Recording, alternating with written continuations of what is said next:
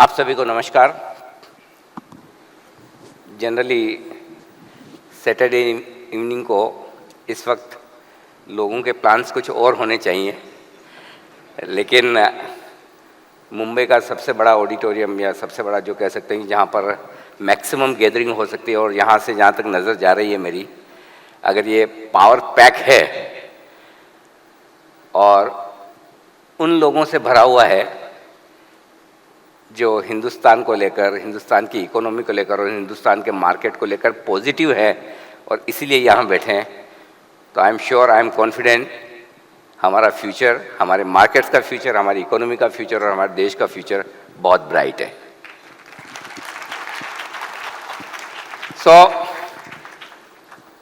ये तो हमें पता है कि ब्राइट है, कितना ब्राइट है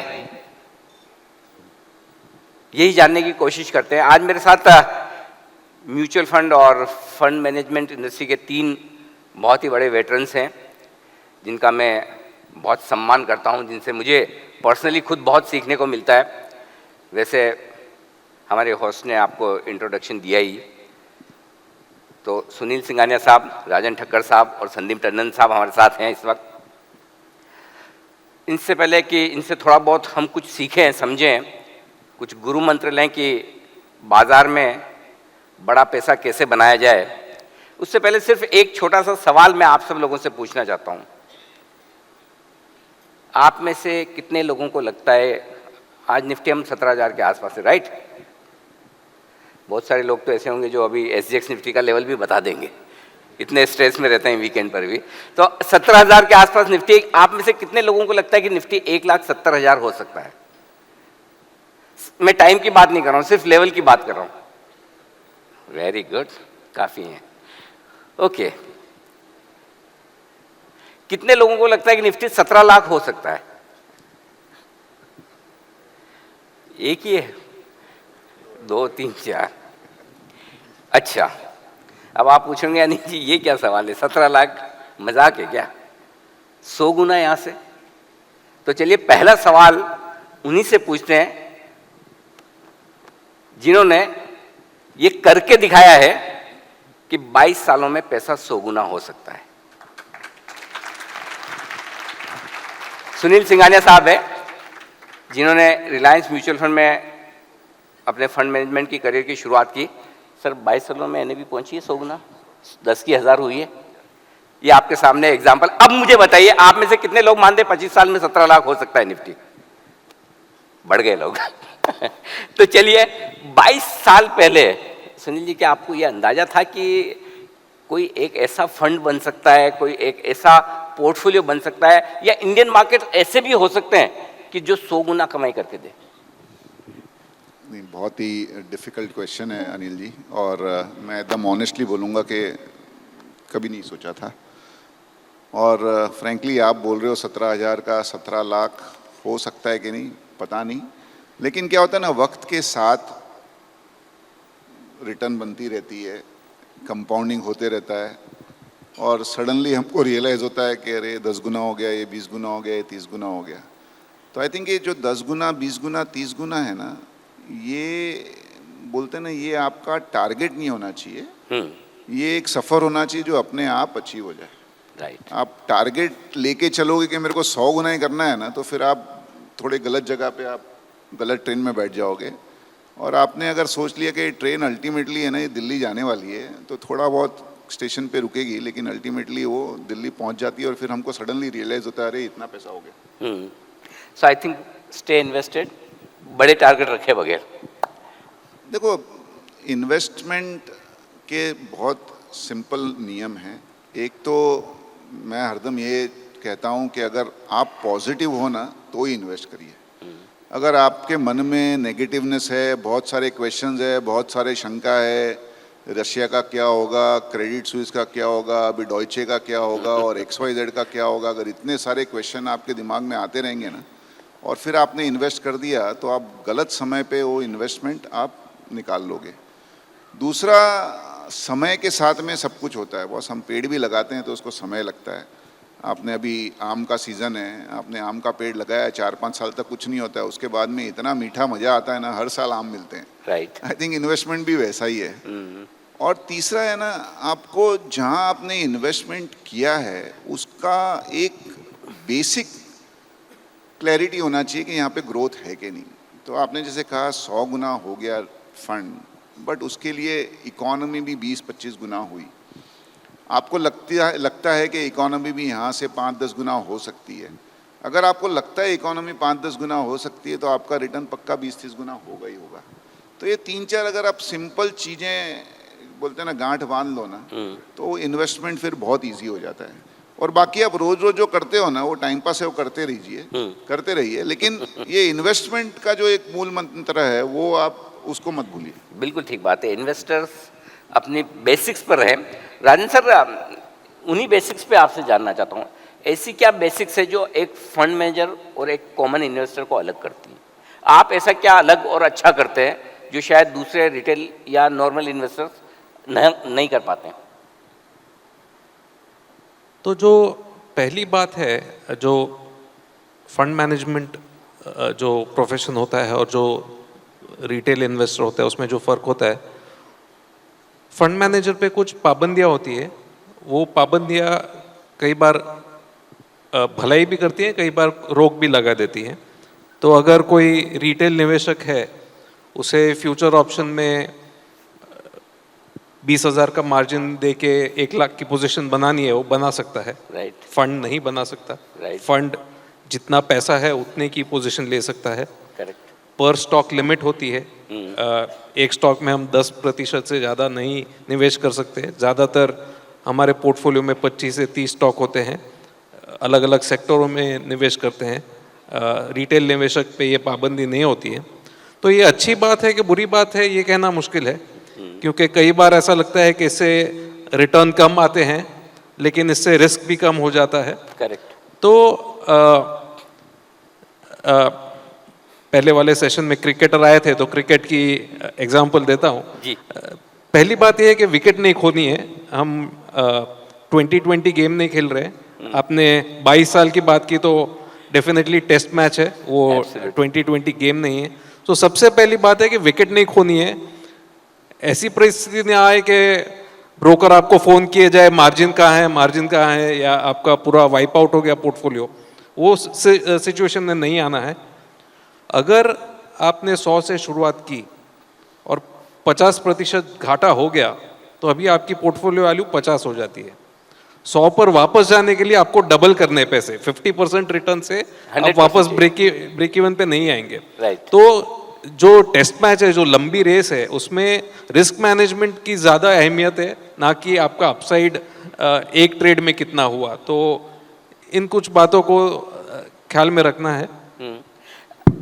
संदीप सर, लोग जनरली ये मानते हैं कि फंड मैनेजर्स को है ना, थोड़ी सी दूसरे कॉमन इन्वेस्टर्स के मुकाबले में थोड़ी सी वो एक्सेस ज़्यादा है, मार्केट की समझ ज़्यादा है। प्रमोटर से जब उठाए फ़ोन उठाकर बात कर सकते हैं, 50 तरह की रिपोर्ट्स आती है, नेटवर्किंग भी होती है। क्या वाकई में इनका फ़ायदा मिलता है एक फंड मैनेजर को, या फिर नहीं, प्योरली काम फंडामेंटल से ही चलता है? देखिए अनिल जी, इस चीज़ का एज था, ओके, और बहुत सालों तक उस चीज़ का एज, एक जो फंड मैनेजमेंट बोलते हैं, मनी मैनेजमेंट बोले, वो एक प्रोसेस के थ्रू चलते हैं। तो एक रिसर्च का बेनिफिट मिलता है, उनका खुद का भी होता है, बाकी लोग भी आपको सर्विस करते हैं। जैसे रिसर्च मैंने 92 में कैरियर स्टार्ट किया था, तो एक फॉरेन कंपनी स्मिथ न्यूकोट होती थी, वहाँ से स्टार्ट हुई। अदरवाइज हम लोग तो बहुत बेसिक रिसर्च करते थे पहले इंडिया में। तो उस समय 20-22 साल में फ़र्क पड़ा है। बट आज के टेक्नोलॉजी के एज में, टेक्नोलॉजी जहाँ पे आपको इंटरनेट का एक्सेस है, कोई बहुत बड़ा गैप नहीं रह गया है। ओके, खाली एक परसेप्शन का गैप है कि हम लोगों को ज़्यादा एज है। इनफैक्ट इतना इन्फॉर्मेशन ओवरलोड है कि आज वो सब चीज़ें को देखने का और पढ़ने का टाइम नहीं है। ओके, हम लोग के मेल बॉक्स में 500 मेल्स आती हैं दिन के। ओके, उसको हम लोग शायद 5 मेल भी 10 मेल भी अच्छे से नहीं देख पाते हैं। तो वो एक मिथ है, पहले था एडवांटेज। मैं समझता हूँ जिस तरह की टेक्नोलॉजी चेंज हो रही है, डेटा एनालिटिक्स का टाइम है, और आजकल बहुत बड़ा एज रिटेल इन्वेस्टर के पास है, जो रिलेटिव बेसिस पे पहले नहीं हुआ करता। तो ये गैप कम हुआ है, ख़त्म नहीं हुआ है। तो वो एडवांटेज उस समय होता था जब शायद टेक्नोलॉजी इतनी ज़्यादा नहीं थी। लेकिन एक चीज़ जो आमतौर पर डेवलप्ड देशों में है कि भाई इंडेक्स को बीट करना बड़ा मुश्किल काम है, और ज़्यादातर फंड्स यूएस वगैरह में देखें तो ईटीएफ्स वगैरह बेहतर परफॉर्म करते हैं। क्या जैसे जैसे हमारे मार्केट बड़े होंगे, लिक्विड होंगे, डेप्थ होंगी, पैसा ज़्यादा होगा, क्या फंड मैनेजर्स के लिए ये मुश्किल होगा कि वो इंडेक्स को बीट कर पाए? आपको लगता है संदीप जी? देखिए ये जो एक्टिव और पैसिव की हम लोग बात करते हैं कि पैसिव फंड लास्ट एक डेकेड में बहुत बड़ा साइज हो गया। ऑब्वियसली पैसिव फंड ने परफॉर्म अच्छा किया, लेकिन उसके लिए मैं एक साइकिल थ्योरी की बात करूंगा कि जैसे 2012 से लेके सितंबर 2021 तक एक बहुत इजी फेज था मार्केट में, ट्रेंडेड अप मूव था। तो जब अप मूव होता है तो पैसिव फंड आउट परफॉर्म करते हैं, ओके, इजी फेज होता है। अब सितंबर 2021 के बाद देखिए globally passive fund under perform किए इंक्लूडिंग इंडिया, ओके। तो एक साइकिल होती है, उस साइकिल में बहुत प्ले आउट हुआ, बट जैसे आज के समय में हमको बहुत डिफिकल्ट फेज दिखता है मार्केट का, आने वाला समय भी डिफिकल्ट लगता है, तो उस पीरियड में एक्टिव फंड मैनेजर ज़्यादा अच्छा परफॉर्म करेंगे। और मैं एक बहुत बड़ा बिलीवर नहीं हूँ पैसिव फंड्स में, ओके। मेरे को ऐसा लगता है कि फंड मैनेजमेंट का real strength active fund management में आता है, और अगर कोई मनी मैनेजर अच्छे से काम करे लॉन्गर ड्यूरेशन में, वो पैसिव फंड से बहुत अच्छा रिटर्न जनरेट करेगा। तो मैं उस चीज़ को बहुत वैल्यू नहीं देता हूँ पैसिव फंड का। मैंने आपको बताया एक साइकिल की प्ले आउट हुआ है, अभी वो साइकिल पीक आउट हो गई है। तो आज की जो थीम है वो भी है कि एस द इंडेक्स, इंडेक्स से बेटर परफॉर्मेंस कैसे दे। सुनील जी, चूँकि आपके पीछे बड़ा लंबा ट्रैक रिकॉर्ड है आउट परफॉर्मेंस का, आपको लगता है फ्यूचर में भी ऐसी आउट परफॉर्मेंस आ सकती है? क्योंकि पहले के कंपैरिजन में लोगों को अब इकोनॉमी मार्केट ज़्यादा बेहतर दिखता है, तो जितना पैसा पहले बना है क्या उससे ज़्यादा बन सकता है? आगे का बोलना तो मुश्किल है, लेकिन कोशिश तो यही रहेगी, और अगर नहीं कर पाए तो हमारी तो कंपनी बंद हो जाएगी, because the whole genesis of our company is alpha generation. Yes. लेकिन है ना, थोड़ा अपने को थोड़ा अगर इसको डिटेल में देखिए ना, एक तो I think India is still growing economy, ये मैच्योर नहीं हुई है अभी तक इकोनॉमी। दूसरी है ना, इंडिया इज़ वेरी यूनिक, ये बहुत एंटरप्रेन्योर ड्रिवन इकोनॉमी है। इसमें बहुत सारे छोटे मिड साइज एंटरप्रेन्योर हैं जो अलग अलग अपना बिजनेस चला रहे हैं, और उससे ये इकोनॉमी ग्रो हो रही है। आज लिस्टेड कंपनी भी देखें, 5-5.5 हज़ार लिस्टेड कंपनियां हैं, करीब 2000 कंपनियां रेगुलरली ट्रेड हो रही है। बहुत कम कंट्री में ऐसा आपको देखने मिल रहा है। प्लस नए नए सेक्टर आ रहे हैं। अगर आप देखिए लास्ट 2-3-4 साल में ऐसे यूनिक सेक्टर्स जो आए हैं लिस्टेड स्पेस में, और मैं डिजिटल कंपनियों की बात नहीं कर रहा हूँ जो 50-60% नीचे हैं, बट बाकी भी कंपनियाँ अच्छी आई है। तो आई थिंक उसको देखते हुए एक अपॉर्चुनिटी है इंडिया में to identify some good companies जो छोटी मिड साइज़ या जो एकदम लार्ज कंपनी नहीं है, और जहाँ से आपको अल्फ़ा क्रिएट हो सकता है। दूसरा, लार्ज कंपनियों में भी अल्फ़ा क्रिएट होता है, और उसका मैं आपको बताता हूँ। अपना जो इंडेक्स है ना, ये मार्केट कैप वेटेड इंडेक्स है, ये फंडामेंटल वेटेड इंडेक्स नहीं है। निफ्टी में स्टॉक्स वो नहीं आते हैं जिसके प्रॉफिट हाईएस्ट हो, निफ्टी में स्टॉक्स वो आते हैं जिसका मार्केट कैप हाईएस्ट हो। राइट। तो अगर कोई भी रीज़न से कोई कंपनी का मार्केट कैप बहुत बढ़ जाता है तो वो निफ्टी में आ जाता है, वो MSCI इंडेक्स में आ जाता है। और पैसिव फंड्स का एक बोलते ना, एक है space, you can't deny it, it's a good segment, but I call it also डम मनी, क्योंकि उसमें इंडेक्स में आते ही आपको शेयर पसंद हो या ना हो, आपको शेयर लेना ही पड़ेगा। राइट। इसके लिए आप देखिए, कभी भी कोई MSCI इंडेक्स में कोई 2-3 कंपनियां आ गई, उसके भाव 20-30% बढ़ जाते हैं, कोई निकल जाते हैं तो 20-30% कम हो जाते हैं। और एटलीस्ट मेरा ये अनुभव है, अगर आप अच्छे fundamental driven active fund manager हो तो आपको वो अपॉर्चुनिटी है to make money out of passive. Starting में जब पैसिव फंड्स आए ना, तभी उन्होंने अच्छा काम किया क्योंकि एक डिसिप्लिन थी। बट जैसे जैसे पैसिव फंड की साइज़ बड़ी हो गई, उनका भी इम्पैक्ट कॉस्ट बहुत ज़्यादा बढ़ गया। कि कोई भी स्टॉक इंडेक्स फंड में आए तो पहले छोटी बाइंग होती थी, अब बहुत बड़ी बाइंग होती है। तो आई थिंक अब जो है, over a period of time, जो एडवांटेज पैसिव फंड को था वो धीरे धीरे कम हो रहा है। बट ये साइकिल है, फिर एक साइकिल आएगी, फिर आएगी। तो मेरा ये मानना है कि इंडिया में अगर आप लार्ज कैप इन्वेस्टर हो तो आप पैसिव फंड्स को देख सकते हो, क्योंकि उसमें पके हुए शेयर हैं। बट अगर आप अल्फ़ा प्लेयर हो तो अभी भी एक्टिव फंड के लिए काफ़ी अपॉर्चुनिटी मौजूद है। अब दूसरा सवाल राजेंद्र सर आपसे जो है कि चलिए फंड मैनेजर्स के तौर पर तो आप अच्छा कर सकते हैं, ब्रॉडर मार्केट से बढ़िया कर सकते हैं, लेकिन क्या जो एक कॉमन इन्वेस्टर है वो फंड मैनेजर से बेटर कर सकता है? क्योंकि यहाँ पर बहुत सारे लोग ऐसे हैं जो आपको और मार्केट को दोनों को बीट करना चाहते हैं। तो जो मैंने पहले बताया, फंड मैनेजर्स पे कुछ रिस्ट्रिक्शंस होते हैं, वो रिस्ट्रिक्शन अप्लाई नहीं करते हैं। अगर वो स्मार्टली यूज़ करें तो वो एक एडवांटेज है रिटेल इन्वेस्टर को। दूसरी, सुनील जी ने जो बात कही, बहुत सारे एंटरप्रेन्योर हैं, छोटी कंपनियां हैं। अब म्यूचुअल फंड में ये दिक्कत है कि जैसे ही कोई फंड अच्छा करने लगता है तो लोग उनको ज़्यादा पैसे देने लगते हैं, उनका एसेट साइज बढ़ने लगता है। करेक्ट। तो फिर उनको इतनी फ्लेक्सिबिलिटी नहीं रहती है कि वो बहुत ही छोटी कंपनी में निवेश करें। तो अगर किसी को अच्छा नॉलेज है, अच्छा डिसिप्लिन है, समझ है कुछ सेक्टर्स की, कुछ कंपनियों की, तो वो आउट परफॉर्म कर सकते हैं। ऐसी कोई बात नहीं है कि नहीं कर सकते। लेकिन अपना जो टॉपिक है, how to consistently beat the index, correct, उसमें जो कंसिस्टेंटली वर्ड है उससे मुझे कुछ दिक्कत है। उस पर अगर आप 2 मिनट दे तो मैं बात करना चाहूँगा। तो ये ऐसा सवाल है, how to consistently hit Jasprit Bumrah for a 6, it can not be done. यहाँ पे जो लोग हैं, do we consistently beat the index every day, every month, every week? नहीं, you have to beat it over a reasonable time frame. तो अगर आप जसप्रीत बुमराह के सामने बैटिंग कर रहे हो तो आपको, और पीछे स्टंप नहीं है, आप कोई भी बॉल छोड़ सकते हो, तो आपको तब तक क्रीज पे रहना है जब तक वो थक के लूज बॉल ना दे, और फिर 6 मारना है। तो market will not give you opportunity every minute, every 5 minutes, every 6 minutes. That's what retail people do a mistake, कि उनको रोज कमाना है, वैसे नहीं आता है। कभी कभी अपॉर्चुनिटी मिलती है। अगर अपॉर्चुनिटी नहीं है तो don't over trade, don't do activity just for the sake of it. Sandeep sir को बड़ा मजा आ रहा था जब आप बोल रहे थे, बहुत स्माइल कर रहे थे। संदीप सर, मतलब ये आपके दिल की बात आ गई कि मतलब रोज रोज मार्केट में पैसा बनाना आसान काम नहीं है? देखिए, मैं इस टॉपिक को थोड़ा हटके बोलूँगा, ओके, और मैं अपनी लर्निंग के साथ बोलूँगा, ओके।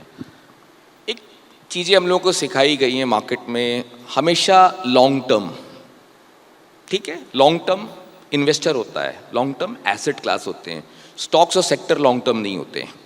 जो विषय अनिल जी ने उठाया है, और किसी ने, कोई शख्स ने बात करी थी कि मैंने यहाँ क्या सीखा, मेरे को प्रॉफिट बुकिंग सीखना चाहिए। तो अगर हमको इंडस्ट्री में बाइंग तो बहुत लोग सिखा जाते, एग्जिट ऑप्शन नहीं बताते हैं, ओके। और इन्वेस्टर के पास भी एग्जिट की प्लानिंग नहीं है, बाई की प्लानिंग सबके पास होती है। अगर मेजोरिटी लोगों से बात करेंगे ना तो सब बता देंगे क्या लेना है मेरे को, बेचने की कम बहुत लोग बात करते हैं। तो मेरा जो लाइफ का लर्निंग है, जो हम लोग टाइमिंग इज एवरीथिंग बोलते हैं, वो मैथमेटिकल टर्म है, ट्रेडिंग के एंगल से नहीं बोलते हैं, ओके। अगर हम रिस्क मैनेजमेंट के एंगल से बोलते हैं कि टाइमिंग इज एवरीथिंग, तो exits are equally important then the buying opportunities, okay. जो आदमी एग्जिट टाइम करता है ना, वो आउट परफॉर्मेंस मेंटेन कर पाता है। It's not easy to outperform, जैसे राजीव ने बोला, इट्स नॉट ईजी कि every month, every quarter, over period time outperformance है, but exits are very vital. ये मेरा अपना 30 साल के एक्सपीरियंस में मैंने बहुत जूते खाए हैं और बहुत बार मिस्टेक करी, वहाँ से सीखा है कि exits are more important then the buying, okay. तो ये एक कंक्लूजन है मेरा। न्यू actually, generally fund managers don't talk about exit. Fund managers generally बात नहीं करते कि एग्जिट कब करना है, उनको लगता है आने दो पैसा आ रहा है, आने दो। मतलब हर वक्त उन्हें मार्केट अच्छा ही लगता है, 24/7 365 डेज। खराब बोलेंगे तो पैसा कौन देगा? तो सुनील जी, ये जो बात अभी कर रहे हैं कि मतलब लॉन्ग टर्म के लिए रहो, but long term is very boring actually. Mutual fund में पैसा डाल दो, बैठ जाओ, लेकिन मज़ा नहीं आता एक्चुअली। यहाँ रोज़ सुबह शाम जो ऊपर नीचे होता है, भाव आते हैं, जो किक लगती है ना। सो ये सारे जितने ट्रेडर्स हैं जो सेंसेक्स को आउट परफॉर्म करना चाहते हैं, आपके फंड में पैसा बना भी लेंगे लेकिन मज़ा तो नहीं आएगा। मैं ना थोड़े साल पहले कनाडा गया था। कनाडा में वेल्थ मैनेजमेंट फर्म्स बहुत बड़े बड़े हैं। तो जब मैंने अबैकस जस्ट शुरू किया था, तब ऑब्वियसली दर दर जाते थे कि कोई हमें कुछ पैसा दे दे मैनेज करने। तो कनाडा गया था, वहाँ पे एक बड़ी फर्म थी उनकी वेल्थ मैनेजमेंट, उनका टैगलाइन था बोरिंग मेक्स मनी। तो अभी चॉइस आपके हाथ में है, आपको बोर होना है कि पैसा कमाना है। दोनों साथ में नहीं हो सकता? दोनों साथ में होगा। और नहीं, मैं सॉरी, मैं आपको मजा चाहिए कि पैसा बनाना है? अगर मजा करना है तो आप रोज रोज ट्रेड करिए। सी ऐसे नहीं है, दुनिया में काफ़ी ट्रेडर्स ऐसे भी हैं जो बहुत सक्सेसफुल ट्रेडर्स हैं, बट उनका परसेंटेज है ना बहुत ही कम है जी। और दूसरा, this is all about sentiments and having control on yourself. जो भगवान ने हमको ह्यूमन बीइंग बनाया वही सबसे बड़ा हमारे लिए आशीर्वाद है, बट साथ में हमारे को बहुत सारे दूसरे भी, एक बोलते हैं ना, क्वालिटीज़ दे दी है, एंगर, ग्रीड, जेलसी, और ये सबको मिलके ही हम गलती करते हैं। तो सबको लगता है कि उसके बाजू वाले ने ज़्यादा पैसा कमाया उससे। तो जब मौका मिलता है तभी इतना बड़ा ट्रेड कर देते हैं कि भाई उससे ज़्यादा मैं कैसे कमाऊँ, तो उसमें फंस जाता है। फिर जैसे राजीव ने कहा, वो फिर मार्जिन कॉल आता है, उसमें प्रॉब्लम हो जाता है। इतना न्यूज़ और इतना इन्फॉर्मेशन है ना, सब ज्ञानी है। जैसा आपने कहा SGX निफ्टी का भी सबको ज्ञान होगा। तो आप रात को सोते वक्त देखते हो कि यूएस में क्या हुआ, यूरोप में क्या हुआ, इधर क्या हुआ, उधर क्या हुआ, जबरदस्ती का डाइसेक्शन है। अभी कल बाजार बंद हुआ अपना, तभी डाउ 350 नीचे था। इतना सबने 4-5 घंटे तक डिस्कस किया होगा कि डॉइचे बैंक ये हो गया, वो हो गया। सुबह उठे तो डाउ तो पॉजिटिव था। तो और सैटरडे संडे डाउ नेगेटिव हो या पॉजिटिव हो, आप ट्रेड तो कर नहीं सकते थे। Correct. तो ये जो सब नॉइज़ है ना, उससे हम थोड़ा गलत डिसीजन ले लेते हैं। और आप इंडिविजुअल इन्वेस्टर हो या फंड के थ्रू इन्वेस्ट करते हो, अगर आपको वो डिसिप्लिन होगी और थोड़ी सी बोरियत होगी तो ही आपका पैसा बनेगा। आप बड़े बड़े इन्वेस्टर को देख लीजिए, और हमारे देश में, हमको बाहर वॉरेन बुफे की बात करने की ज़रूरत नहीं है, हमारे देश में भी बहुत सक्सेसफुल इन्वेस्टर्स हैं। आप सबका देख लीजिए, उनका जो बड़ा पैसा बना है वो 3, 4, 5 ऐसे स्टॉक में बना है जहाँ वो 15-20 साल वो स्टॉक को लेके भूल गए, और वो 15-20 साल में वो स्टॉक है ना 100 का 70, 150 का 120, 200 का 60, बहुत बार हुआ होगा। आज कोविड के टाइम पे स्टॉक्स आधे हो गए थे। लेमन के टाइम पे तो इंडेक्स 60% गिर गया था सर। राइट। माने इंडेक्स 60% गिर गया था। तो यू नो, आई थिंक अगर वेल्थ बनाना है तो आपको बोर आपको सहना पड़ेगा। अगर आपको मज़ा करना है तो फिर तो बहुत ऑप्शन है, आप कैसीनो में भी चले जाइए। मैं ये नहीं कहता हूँ कि ट्रेडिंग कैसीनो है, but you have to be really exceptional. मानी लाखों में एक होगा जो बहुत रेगुलर बेसिस पे ट्रेडिंग में पैसा कमा सकते हैं। संदीप जी, ऐसा पॉसिबल है क्या कि मतलब एक दिमाग के 2 टुकड़े कर दें, आधा हमारा ट्रेडिंग की तरफ चले और आधा इन्वेस्टमेंट की तरफ, कि भाई ये वाला है ना पैसा, मैं सिर्फ इन्वेस्टमेंट, इसमें दिमाग नहीं लगाऊंगा, और ये पैसे से सिर्फ ट्रेडिंग करूंगा? क्या इतना परफेक्शन लाना एक कॉमन ट्रेडर या इन्वेस्टर के लिए पॉसिबल है? एक बार रिपीट करिए। मैंने समझिए, मेरे पास 100 रुपये हैं, अब मुझे मज़ा भी लेना है, पैसे भी कमाने हैं। तो सुनील जी कह रहे हैं दोनों साथ में नहीं हो सकता, मुझे दोनों साथ में करने। तो मैं ये चाहता हूँ कि थोड़ा पैसा मैं ना इन्वेस्टमेंट के लिए रख दूँ, भले थोड़ा ज़्यादा, मतलब 100 में से 60-70 रुपये उधर इन्वेस्टमेंट के लिए, 30-40 रुपये मैंने ट्रेडिंग के लिए रख लिए। अब कहीं ऐसा तो नहीं कि ट्रेडिंग के चक्कर में इन्वेस्टमेंट वाला पोर्टफोलियो मेरा डगमगा जाए, बिक जाए? तो मतलब एक कॉमन ट्रेडर और इन्वेस्टर के लिए क्या ये पॉसिबल है कि 2 पोर्टफोलियो साथ साथ रन करें और गड़बड़ ना करें? ठीक है, मैं इसको एक एग्जाम्पल से साथ देता हूँ। उत्पल भाई आने वाले हैं तो आपको राकेश भैया के बारे में बात करेंगे। मैंने भैया के संग क्लोजली काम किया, उनके ब्रोकिंग वगैरह करी है। मैंने 2 चीज़ें भैया से सीखी, जो आपका क्वेश्चन उससे लिंक करता है। कि देखिए, वेल्थ तो उनके पास भी नहीं थी, वेल्थ तो ट्रेडिंग से बनी है, बट उन्होंने ट्रेडिंग वेल्थ को इन्वेस्टमेंट में यूज़ किया। ओवर पीरियड टाइम उनका इन्वेस्टमेंट की बुक 80% थी, ट्रेडिंग बुक 20% थी। ओके, तो उनका इन्वेस्टमेंट का एक लार्ज पोर्शन इन्वेस्टमेंट में चला गया, लॉन्ग टर्म में चला गया। और किक के लिए तो भैया भी ट्रेड करते थे। तो अगर आपको बैलेंस करना है कि 80% पैसा प्रोफेशनल्स लोगों को दे दें जो आपको लॉन्ग टर्म वेल्थ क्रिएट करके दें, और 20% आपको लगता है, मेरे को ऐसा लगता है करना चाहिए। क्यों करना चाहिए? ट्रेडिंग के एंगल से नहीं, सीखने के एंगल से। ओके, जब आप करते हैं और लॉस करते हैं तो आपको सीखने को मिलता है। ओके, अगर हम गलतियां नहीं करेंगे तो हम सीखेंगे भी नहीं। ओके, खाली इंजॉयमेंट के लिए नहीं, कुछ लोगों को एक किक मिलती है, खाली जैसे किक का वर्ड यूज किया कि भाई कुछ नहीं किया तो कुछ ट्रेड कर लिया। लेकिन अगर आप मिस्टेक करेंगे ट्रेड करके तो मिस्टेक से आप सीखेंगे, लेकिन ये इंपॉर्टेंट है कि वो मिस्टेक आप दोबारा रिपीट नहीं करें और नई मिस्टेक करें, क्यों ह्यूमन बीइंग्स है तो नई मिस्टेक होगी।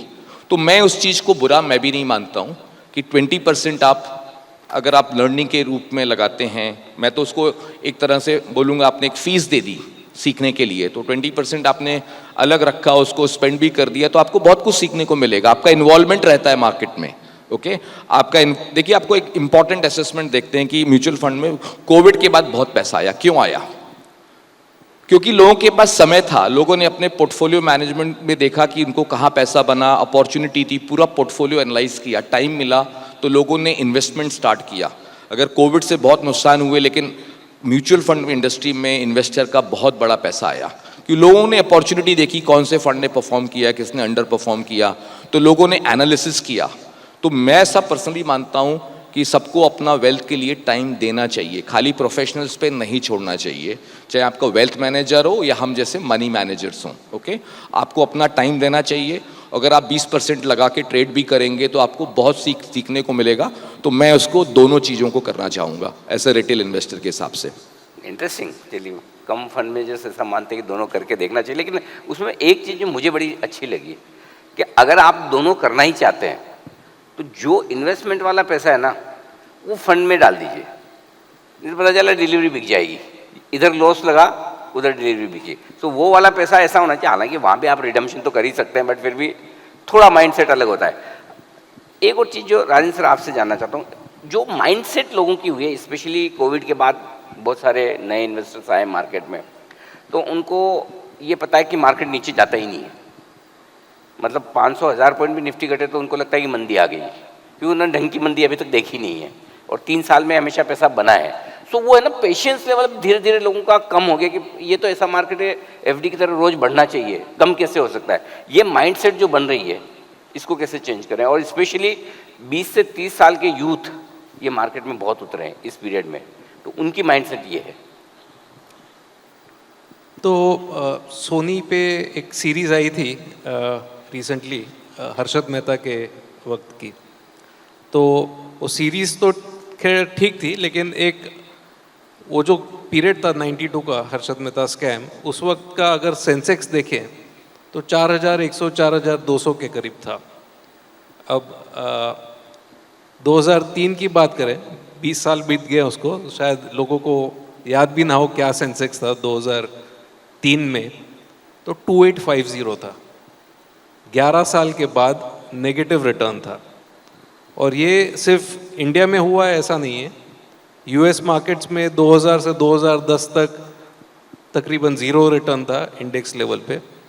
तो पिछले कुछ साल में जो इंडिया का जो माहौल रहा है, बाय द डिप जिसे कहते हैं, अगर थोड़ा फॉल आ गया तो अपॉर्चुनिटी है, जाके खरीद लीजिए। तो ये मोस्ट ऑफ द टाइम काम करता है, लेकिन इक्विटी एक अलग एसेट क्लास है, अलग इन्वेस्टमेंट है, इसे एफडी की तरह नहीं देखना चाहिए मेरे हिसाब से। और मैं लोगों को डराने के मकसद से ये नहीं कह रहा। I am in the camp of Sunil ji very set कि ऑप्टिमिज्म होना चाहिए इक्विटी में इन्वेस्ट करने के लिए, ऑप्टिमिज्म बिल्कुल ज़रूरी है। ये जो पीरियड था 92 टू 2003, इसमें प्राइवेट सेक्टर बैंक्स में वेल्थ क्रिएट हुई है, एचडीएफसी बैंक में, इन्फोसिस जैसी कंपनियां लिस्ट हुई हैं, तो ऐसा वॉश्ड आउट डिकेड नहीं था। लेकिन जो इजी मनी की आदत पड़ गई लोगों को, वो उतना भी आसान नहीं है इक्विटी में पैसा बनाना। कई फेज ऐसे आते हैं जब मार्केट फ्लैट होती है या डाउनवर्ड होती है, और उसकी रेडीनेस रखनी चाहिए लोगों को जब निवेश करते हैं।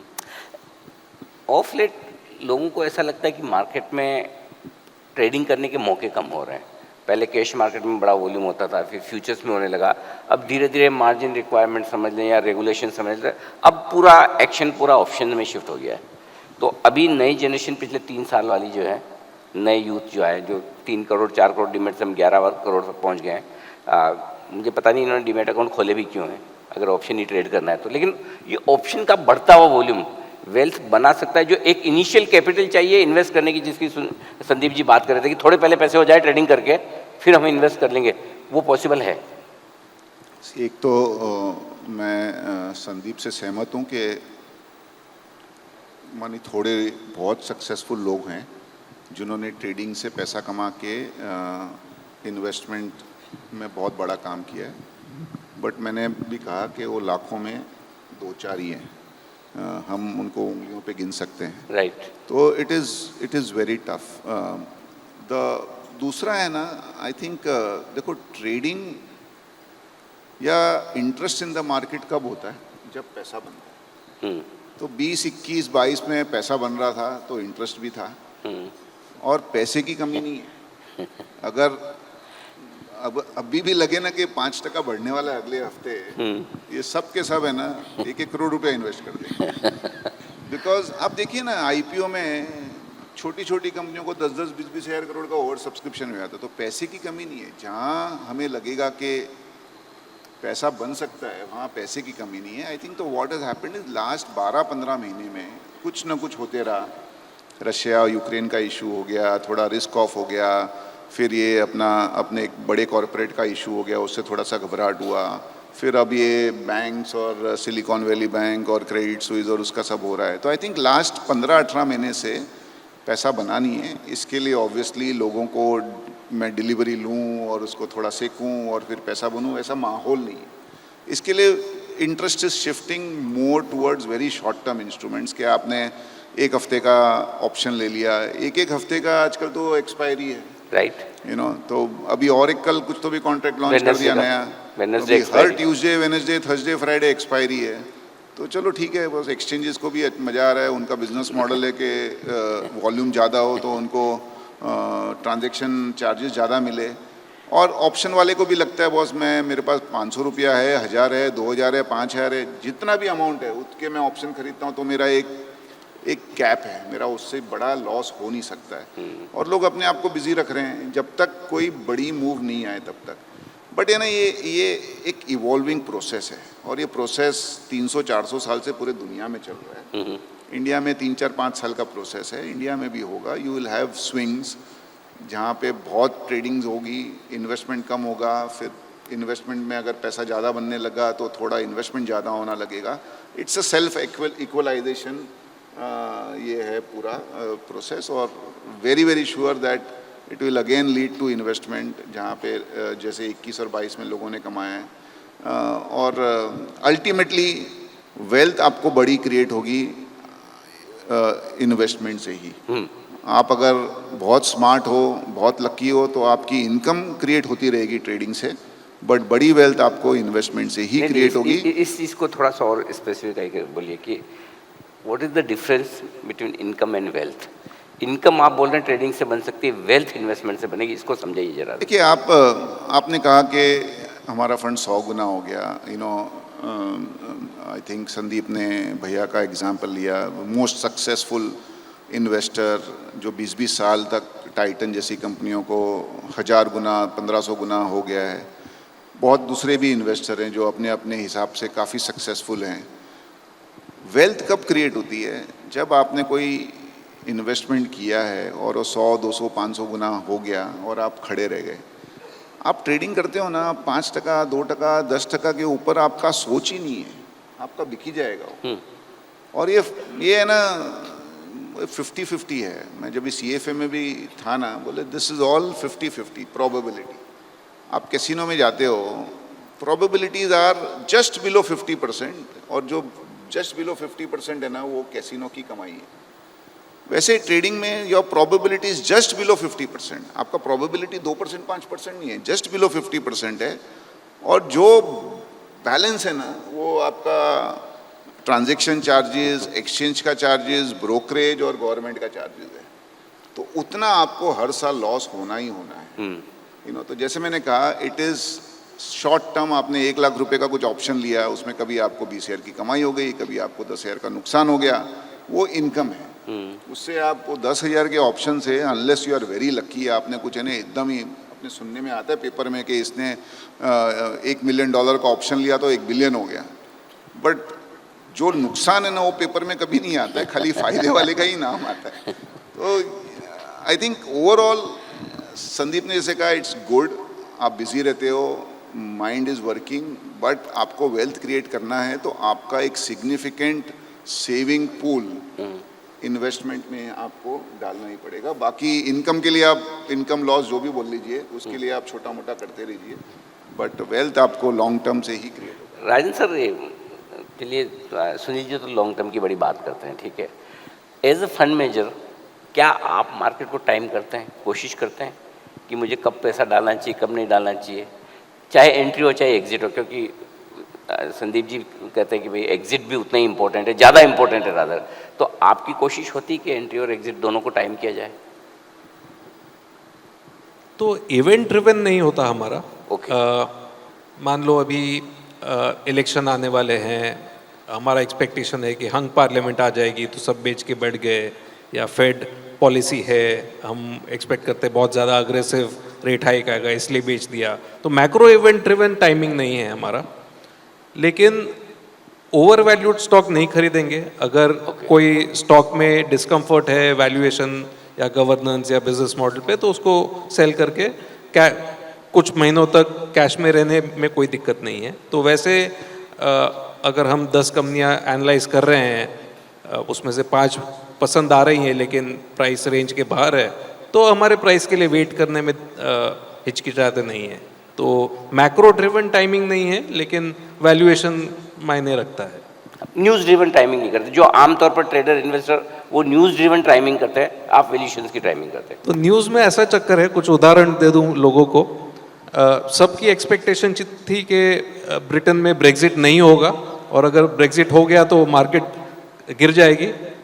पहली बात तो ब्रेग्जिट आया और मार्केट गिरे नहीं, ऊपर हुआ। वही चीज़ डोनाल्ड ट्रंप के समय में थी। डोनाल्ड ट्रंप नहीं जीतेंगे, और अगर वो जीत गए तो मार्केट गिरेगी। डोनाल्ड ट्रंप आ गए, मार्केट ऊपर गई।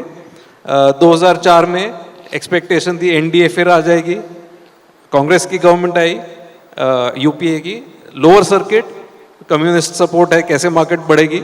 लेकिन उसके बाद बहुत बड़ी तेजी आई। तो ये मैक्रो हिट और मिस है, बहुत कम लोग अच्छी तरह प्रेडिक्ट कर पाते हैं।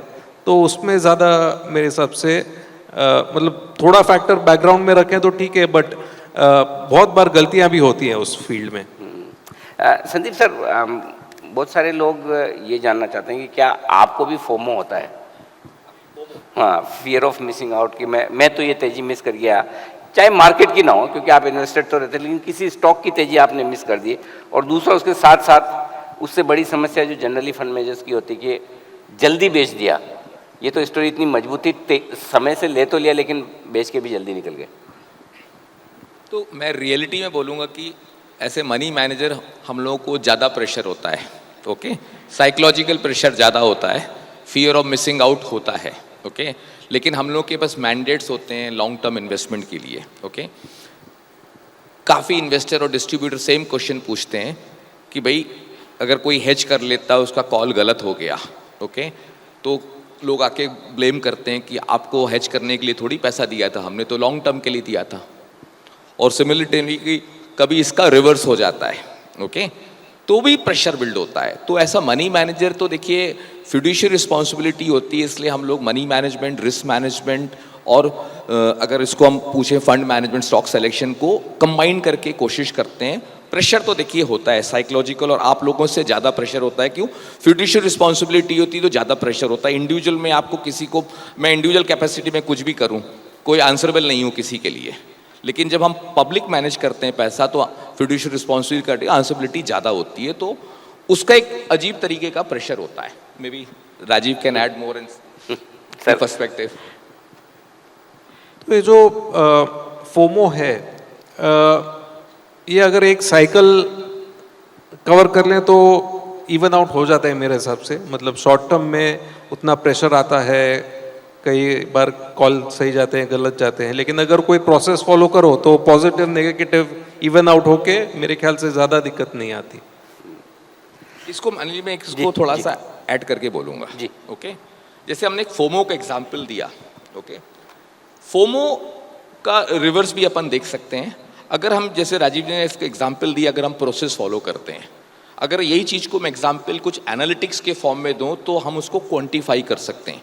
ओके, जैसे अभी 2020 में जब कोविड हुआ और मार्केट काफ़ी करेक्ट हो गया, और फिर अप्रैल से जो रैली स्टार्ट हुई सितंबर तक सब लोग नेगेटिव थे, क्योंकि फंडामेंटल तो कुछ चेंज हुआ नहीं था लेकिन परसेप्शन चेंज हो गया था।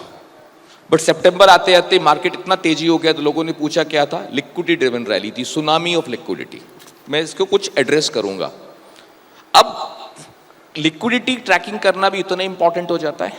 क्यों मैं फोमो के एंगल से एग्जांपल दे रहा हूं कि हम लोग को बाजार में हमारा जो एक लिक्विडिटी का एनालिटिक्स, हम इसको फोमो या रिवर्स फोमो को क्वांटिफाई किस तरह करते हैं, हमेशा परफेक्ट नहीं होता, हम लोग अटेम्प्ट करते हैं।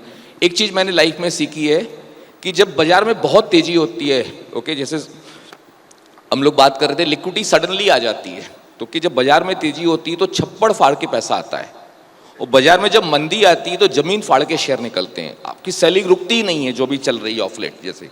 ओके, तो इस लिक्विडिटी एनालिटिक्स को हम लोग क्वांटिफाई करते हैं, और उसको मैथमेटिकली अगर क्वांटिफाई कर पाए तो एग्जिट इंपॉर्टेंट हो जाते हैं।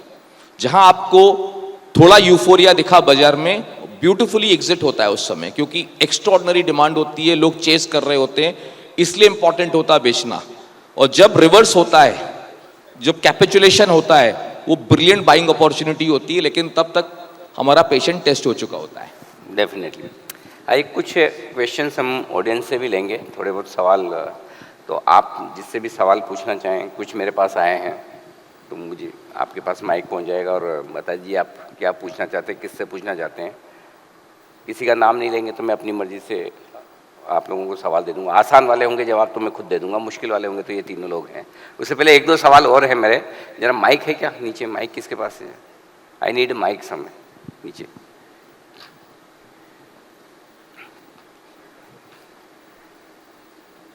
नीचे फर्स्ट रो में जरा वहाँ भेजिए माइक उस तरफ। Hello hello hello, this time. ये जिमित मोदी जी को जरा माइक दीजिए एक बार।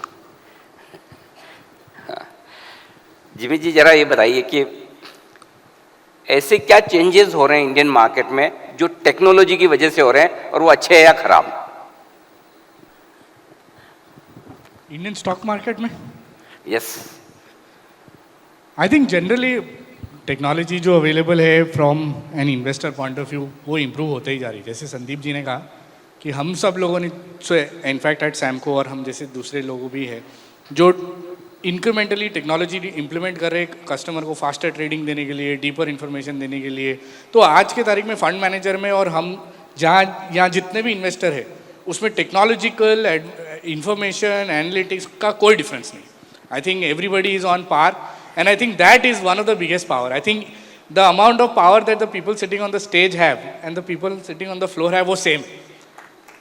I think वो technology ने किया है, वो हम जैसे लोग, and I think over a period of time I would not be surprised that maybe in a year or two if technological advancements happen, इनके पास इनसे ज़्यादा power होगा. You know, I think that is one thing that is possible, that individuals will have a lot more power, will be able to use technology in an agile manner to do better than fund managers. I think yeah, that's a possibility. Thank you.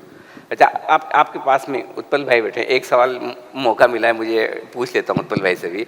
आप हमारे सबके respected Rakesh Jhunjhunwala साहब के partner हैं, इतने सालों से आपने उन्हें बड़े नज़दीकी से उनके साथ काम भी किया है, बड़ा लंबा अनुभव है, आपने वेल्थ बनते और बनाते हुए देखी है। ये बताएं कि यहाँ जो इतने इन्वेस्टर्स हैं, क्या आपको ये कॉन्फिडेंस है कि जितनी पिछले 25-30 साल में बनी है उससे ज़्यादा अगले 25-30 साल में बनने वाली है, और यदि हाँ तो क्यों? इन एब्सोल्यूट टर्म्स अगले 25-30 साल में लास्ट 25-30 साल से ज़्यादा पैसे बनेंगे। In percentage terms it will be lower, because India is in that phase of its growth cycle, of its demographics and relative position in the world, that India will be impossible to ignore.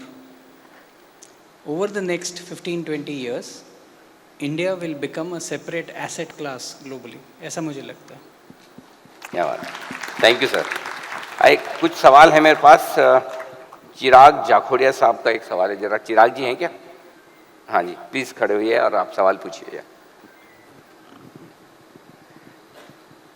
तो sir मुझे ये पूछना था कि as retail investors थोड़ा mic नजदीक रखिए। हम लोग कोई भी एक स्टॉक में इन्वेस्ट करते हैं तो वो जैसे अगर इंडेक्स समझो 1% गिरा, वो स्टॉक 10% गिर जाता है। सो जब हम लोग वो स्टॉक सेलेक्ट कर रहे हैं या आप एज फंड मैनेजर्स वो स्टॉक सेलेक्ट कर रहे हैं, आप ये चीज़ नज़र में रखते हैं कि उसका कोरिलेशन क्या है या उसका बीटा क्या है, क्या उसका कुछ मैटर करता है? मैं सुन नहीं पाया एक्चुअली। आई थिंक जो ऑडियंस से जो ऑडियो आ रहा है वो हाँ एक्चुअली रिपीट करूं? एक्चुअली ऑनेस्टली बताऊं तो जिमित भाई ने भी जो बोला वो हम समझे तो नहीं। आप सबने ताली बजाई, मुस्कुराए तो हम भी मुस्कुरा दिए। हमने कहा अच्छा आपने सुना है? आंसर देता हूं। चलिए। सो जो आपने स्टैटिकल मेजर्स बात करी कि हम लोग देखते हैं कि बीटा क्या है, आर स्क्वायर क्या है, जो भी और भी कोई मेथोलॉजी है, तो पोर्टफोलियो के लिए तो कैलकुलेट करते हैं, और अगर हम लोग प्रॉपर रिस्क मैनेजमेंट करते हैं तो वो फैक्टर करते हैं कि कंपनीज इंडिविजुअल स्टॉक का वॉर नंबर भी देखते हैं, और भी बहुत सारी चीज़ें होती हैं। तो यही चीज़ जो मैंने आपको पहले लिखी, जब प्रोफेशनली हम लोग मैनेज करते हैं, जब फिड्यूशियरी रिस्पॉन्सिबिलिटी होती है, रिस्क मैनेजमेंट और मनी मैनेजमेंट उतना ही इंपॉर्टेंट होता है जितना स्टॉक सेलेक्शन। ओके, तो वो एक इंस्टीट्यूशन हम लोग ज़्यादा अच्छे से कर पाते हैं बजाय रिटेल इन्वेस्टर, और हम लोग स्टॉक स्पेसिफिक लेवल पे करते हैं। ओके, नीलेश वाघेला साहब कहाँ है नीलेश जी? ओके, मितेश शाह वो भी नहीं, वेरी गुड। हाँ ओके, बहुत दूर है। हाँ Good evening, everyone. जी Yeah. Sir, हाँ आपकी आवाज आ रही है, थोड़ी थोड़ी बोलिए। my question is to the panelists, even Anil ji. SEBI has come out with a lot of difficult regulations. Even it's harder for retail investors. What do you think SEBI should, relax on some of them? SEBI should relax some of the regulation. This is what the question is, right? Yes. Okay. मतलब मेरी opinion क्या चाहिए उसमें? मतलब what do you want to know from me? Yes or no? नहीं मतलब exactly मैं सवाल I'll probably comment on one or two things. So, whoever has been in the market for 15, 20 years, 30 years, so we may complain about one point of SEBI or second point of SEBI, or we may not like some measure or whatever. But if you have been around for long, एक ज़माना था जब fake share certificate आते थे, broker default में client के पैसे चले जाते थे, सेटलमेंट कब होगी उसका पता नहीं होता था, कई बार महीनों महीनों तक सेटलमेंट नहीं होती थी, डिविडेंड के चेक चोरी हो जाते थे, आईपीओ में रिफंड नहीं आते थे। तो lot of measures have been taken over the years, DMAT, screen-based trading, price transparency, lot of measures have been taken whereby risk of the investors has been protected. There would be some measures which would inconvenience someone. I am not saying I am 100% happy with whatever SEBI does. We have our own list of grievances. But on balance, if you look at last 20-30 years, 20-30 साल का जो journey है market का वो देखें, तो कई सारे मेजर्स ऐसे आए हैं जिससे इन्वेस्टरों का काफ़ी फायदा हुआ है। I am overall on balance very positive about things that have happened in the last 10-20 years. Now I got the question and it was addressed to me, तो मैं थोड़ा आपको जवाब देता हूँ। पहली चीज़ तो ये कि अगर आपको लगता है कि रूल्स रेगुलेशन बड़े स्ट्रिक्ट है, कड़क हैं, तो आपको खुश होना चाहिए आज की तारीख में, क्योंकि कल इससे ज़्यादा स्ट्रिक्ट होने वाले हैं। अगर आपको भरोसा नहीं तो 1 साल पहले के देख लो, 5 साल पहले के देख लो, तो day by day rules strict होंगे, कम नहीं होंगे। मार्जिनिंग सिस्टम शायद और स्ट्रिक्ट होंगे, और ग्रेजुअली क्या होता है, सबकी आदत हो जाती है। फिर एक ज़माना था, मैं खुद बोलता था, जब 10 बजे मार्केट खुलते थे 9:55, और तभी आया था कि अब तो 9 बजे खुलेंगे, मैंने कहा मैं जर्नलिज्म छोड़ दूंगा, शो ही नहीं करूँगा। और देखो आज रोज़ सुबह आके बैठ जाता हूँ, करता हूँ। हमारी लाइफ में हमें एडजस्ट होना आता है एक्चुअली, और ये एडजस्टमेंट ही हमारे काम आते हैं, तो आप भी एडजस्ट हो जाएंगे। लेकिन क्या रूल्स रेगुलेशन रिलैक्स होने चाहिए, उसके बजाय मेरा ऑब्जर्वेशन और मेरा सजेशन दूसरा है। पहली चीज, एक्सचेंजेस जितने भी हैं वो लिस्ट नहीं होने चाहिए। Exchanges should be section 25 company, non charitable company, non profit making kind of. Exchange को एज ए प्लेटफॉर्म लोगों को आने दो, ट्रेड करने दो। उन्हें क्यों पैसा बनाना है? उन्हें उतना ही पैसा बनाना चाहिए जितना एक्सचेंजेस को और मार्केट को सेफ रखने के लिए। Same situation with SEBI. आज की तारीख में जिमित भाई बताएंगे मुझे, जितने पैसे ब्रोकर कमाते हैं उससे कहीं ज़्यादा एक्सचेंजेस और रेगुलेटर्स कमा रहे हैं। करेक्ट? उन्हें क्यों कमाना चाहिए?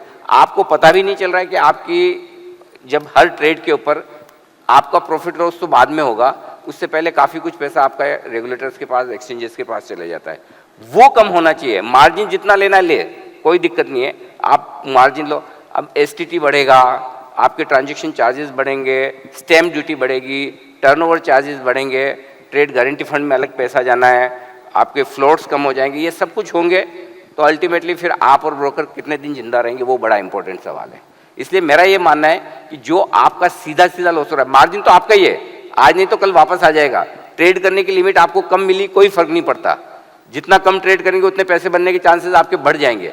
उस पर मत फाइट करिए, फाइट इस चीज़ पे कीजिए कि ट्रेड करते ही जो मेरा खर्च हो रहा है, जो वापस नहीं आने वाला है, उसको आप कैसे कम करवा सकते हैं, वो करने की जरूरत है। This is what my feeling is. Anything else, any other question किसी का? और we are up, okay. Okay, चलिए एक ले लेते हैं भाई साहब, आगे आके बैठे हैं इतने टाइम से तो जी। For mister Sunil Singhania sir, जैसे पिछला 1.5 साल मार्केट के लिए इतना अच्छा नहीं गया और अभी भी जो वार का सिचुएशन है, इंटरेस्ट रेट है या अपने जनरल इलेक्शंस आ रहे हैं, इन सब को लेके जो 1 साल का मार्केट आउटलुक है, आप कैसा सजेस्ट करते हैं कि क्या आपको लग रहा है? लॉन्ग टर्म तो चलिए सब ठीक है, आने वाले 1 साल का क्या व्यू होता है?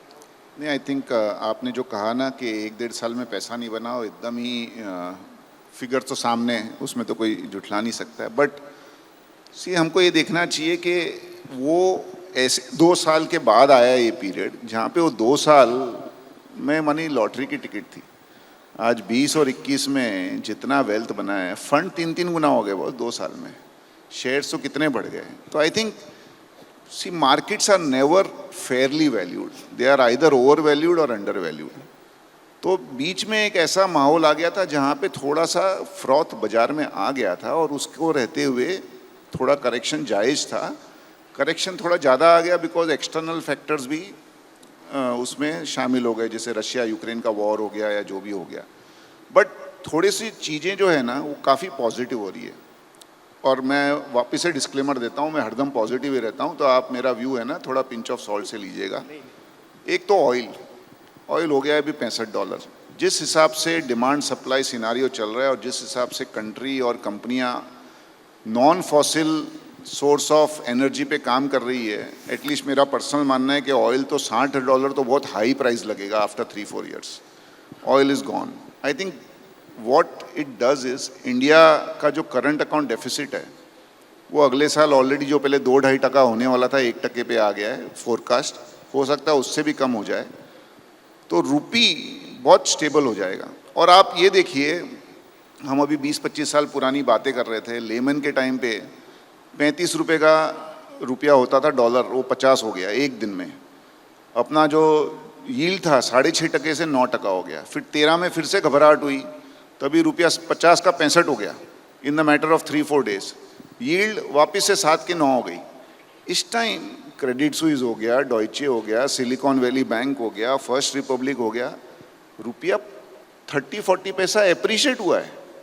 यील्ड जो 10 साल की यील्ड 7.4 थी वो 7.3 हो गई है। तो अभी इंडिया पहले जैसा इंडिया नहीं है, ये बहुत ही सक्षम और एकदम स्ट्रॉन्ग कंट्री के रूप में उभर के आ रहा है और the world is recognising that. दूसरा क्या है ना, second half of 23 even global economy के लिए बहुत अच्छा होगा। आई थिंक ये इन्फ्लेशन करते हैं, मैं आपको लिख के देता हूँ, मई और जून में इन्फ्लेशन 0 हो जाएगा यूएस में भी। और मैं इकोनॉमिस्ट नहीं हूँ, मैं तो मैथमेटिशियन हूँ, मैं तो बेस इफेक्ट देखता हूँ और कैलकुलेट करता हूँ। हमारे को कोई, मैं ना, मेरे को कोई इकोनॉमिक्स के बारे में आप पूछोगे, मैक्रो इकोनॉमी कुछ नहीं है, बस बोलता ना, boring makes money, simplicity creates wealth. We focus only on 3 things, companies which make profit, which grow profit, और आज जो पैसा दिया है ना उससे ज़्यादा हमको अगले 5-6 साल में मिलना चाहिए, बस सिंपल है। आई think that is what India is all about. अगर आज जैसे उत्पल भाई ने भी बोला आपका 25 साल में बहुत ज़्यादा पैसा बनेगा, मैं 2 मिनट लूँगा। 1947 में इंडिपेंडेंस मिला, 2007 में $1 ट्रिलियन हुआ, 60 साल लगा $1 ट्रिलियन कमाने को, अगला ट्रिलियन कमाने को 9 ही साल लगा, तीसरा ट्रिलियन कमाने को 6 ही साल लगा, अभी आज 75 साल में हम $3 ट्रिलियन हैं, अगले 7-8 साल में 6 हो जाएंगे। तो जो हमको हमारे माँ बाप को, हमारे दादा दादी को जो 75 साल लगा $3 ट्रिलियन कमाने को, वो तो अगले 7 साल में कमाने का मौका है। दूसरा, इंडिया ऐसी यूनिक कंट्री है, इधर जितने भी लोग बैठे हैं ना उनकी वेल्थ हाईएस्ट एवर है। आपने इक्विटी में 10% आपका बना नहीं 12 महीने में, इक्विटी आपका वैल्यू कितना है? आपका retail investment including mutual funds is $600 billion. उसका 10% आपको लग गया तो कितना पैसा लगा? $60 बिलियन। हम सबका मिला के सर $2.5 ट्रिलियन का गोल्ड है, वो 10% बढ़ गया तो कितना कमाया आपने? $250 बिलियन। तो आप नुकसान में हो कि नफ़े में हो? I think that is the beauty of India. We are not a debt company, we are individually, हमारे पास सबके पास नेट वेल्थ है, नेट डेट नहीं है। Correct. And I think that is what is the beauty of India. तो I think अभी 3 महीने में क्या होगा मुझे नहीं पता, मंडे को क्या होने वाला है अनिल जी आपको 8:30 से 9 बजे तक बता देंगे। आप जो चाहो बोल दूंगा, क्या करवाना है बोलिए आप खाली। लेकिन एक चीज़ मैं बोलना चाहता हूँ, जो सुनील जी ने कहा, सारे डेटा दिए, पिछले 1 साल में पैसा नहीं बना, 1.5 साल में नहीं बना, लेकिन ये सोचो कि कितना जा सकता था जो गया नहीं। मतलब बुरा कितना हो सकता था, 2 बड़े देश लड़ जाए और सारे पूरी दुनिया 2 भाग में बढ़ जाए। अनिल जी अभी हम प्रॉफिट बुकिंग की बात कर रहे थे कि प्रॉफिट बुक करना चाहिए। सबसे बड़ा मिस्टेक ही प्रॉफिट बुकिंग में होता है।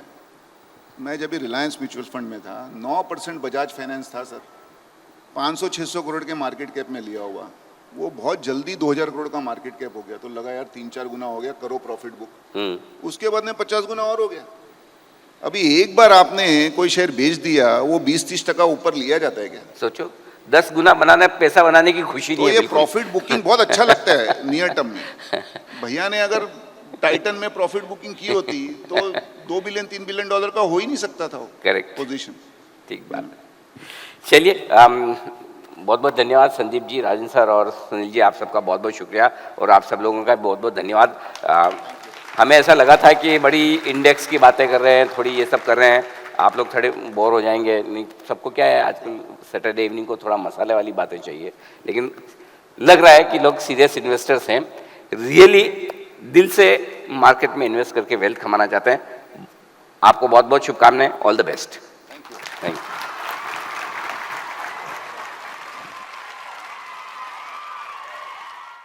Investments and securities market are subject to market risks. Read all the related documents carefully before investing.